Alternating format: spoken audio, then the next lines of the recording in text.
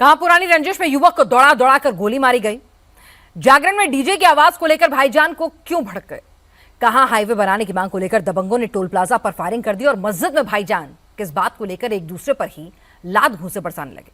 दिन भर की ऐसी तमाम एक्शन पैक्ड स्टोरीज देखिए हमारी इस अगली नॉनस्टॉप रिपोर्ट में।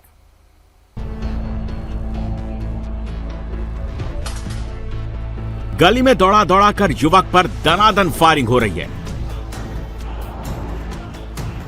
आगे आगे अपनी जान बचाने के लिए युवक दौड़ रहा है और दो बदमाश पिस्तौल लेकर उसके पीछे पीछे भाग रहे हैं।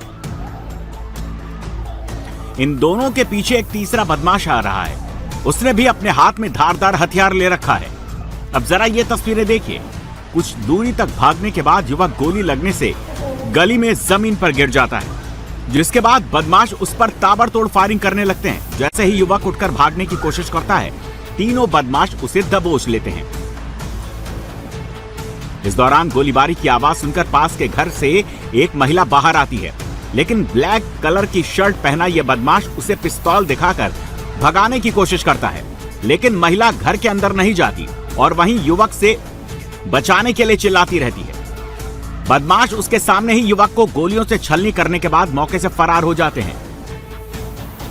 दिन दहाड़े दिल दहला देने वाले हत्याकांड की ये तस्वीरें ग्रेटर नोएडा की हैं, जहां लुक्सर गांव में पुरानी रंजिश में 3 बदमाशों ने नितिन नाम के युवक की घर के बाहर ही गोली मारकर हत्या कर दी। पुलिस की जांच में सामने आया कि जिन लोगों ने नितिन की हत्या की वो लुक्सर गांव के ही रहने वाले हैं। अब पुलिस नितिन की हत्या के आरोपी सचिन और उसके साथियों की तलाश कर रही है।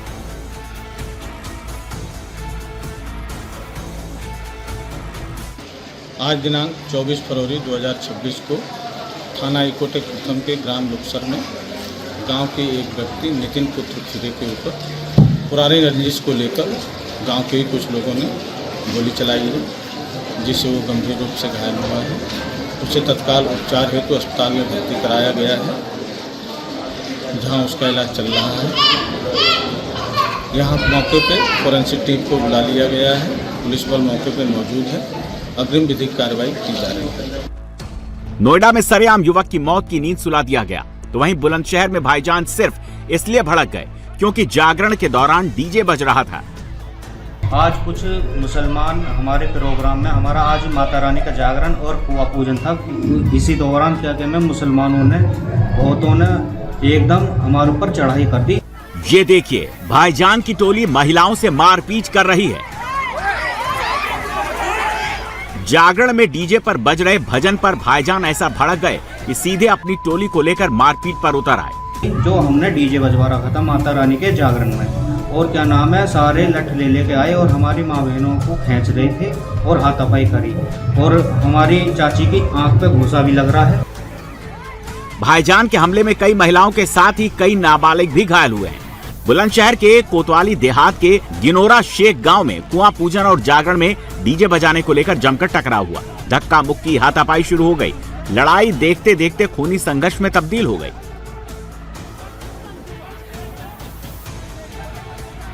पुलिस ने इस मामले में 14 नामजद और 50 अज्ञात उपद्रवियों के खिलाफ एफआईआर दर्ज कर ली है और अब महिलाओं और नाबालिगों के साथ मारपीट करने वाले भाईजानों की पहचान करके उनको पकड़ने की तैयारी चल रही है। बुलंदशहर में भाईजान डीजे बजने पर भड़क गए तो ग्वालियर में टोल मांगने पर बुलेट सवार दबंगों ने ताबड़तोड़ फायरिंग करके दहशत फैला दी। देखिए कैसे हेलमेट पहना एक दबंग टोल बूथ के पास पहुंचता है और फिर कुछ देर बाद ही वहां दनादन गोलियां बरसाते हुए भागने लगता है। आरोपी ने अपने चेहरे को कपड़े से ढक रखा है ताकि उसकी पहचान उजागर न हो सके। गोलीबारी में टोल बूथ के अंदर बैठा टोलकर्मी बाल बाल बच गया। आरोपी पहले चुपचाप टोल बूथ पर गया, टोलकर्मी को एक पर्ची दी। अभी टोलकर्मी पर्ची खोल ही रहा था कि आरोपी ने गोलीबारी शुरू कर दी। गोली से बचने के लिए टोलकर्मी अपनी कुर्सी के पीछे गिर गया, जिससे गोली उसे नहीं लगी, उसकी जान बच गई। पर्ची काट रहा था टोल पे, 2 बाइक वाले आए, एक मेरे पास आया, आके उसने एक कागज दिया और गोली चला दी डायरेक्ट। 4-5 फायर की, 5 गोली सिस्टम में दी थी। पुलिस की जांच में सामने आया कि ये गोलीबारी भिंड हाईवे को 6 लेन बनाए जाने की मांग को लेकर की गई। फायरिंग के बाद आरोपी टोल बूथ में जो पर्ची फेंक कर गए थे उस पर भी यही लिखा था, या तो हाईवे बनाओ या टोल हटाओ। करीब 4-5 फायर की है, एक मोटरसाइकिल से आए हैं। इसकी अभी वीडियो के आधार पर पहचान की जा रही है। एक पत्र छोड़ा है जिसमें बताया गया है कि हाईवे नहीं बनेगा तो टोल नहीं चलेगा। इस संबंध में एक पत्र है, उसको जब्त किया गया है, कार्रवाई की है।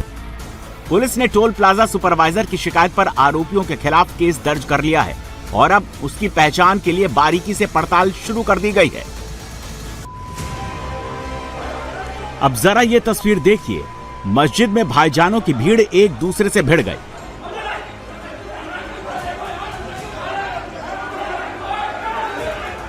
कोई चप्पल चला रहा है, कोई बेल्ट बरसा रहा है, तो कोई थप्पड़ और घूंसों से वार कर रहा है। एक कमरे से दूसरे कमरे तक घसीट घसीट कर पिटाई की जा रही है।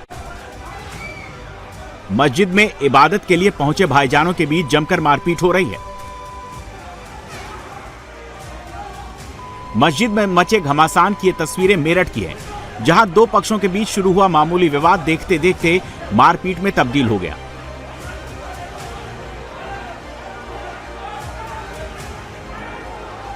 मेरठ के लोहिया नगर की मस्जिद के अंदर इबादत के लिए नमाजियों की भीड़ जुटी थी। इसी दौरान तरावी के बाद मिठाई बंटने को लेकर दो पक्षों के बीच कहासुनी हो गई, जो भारी बवाल और मारपीट में बदल गई।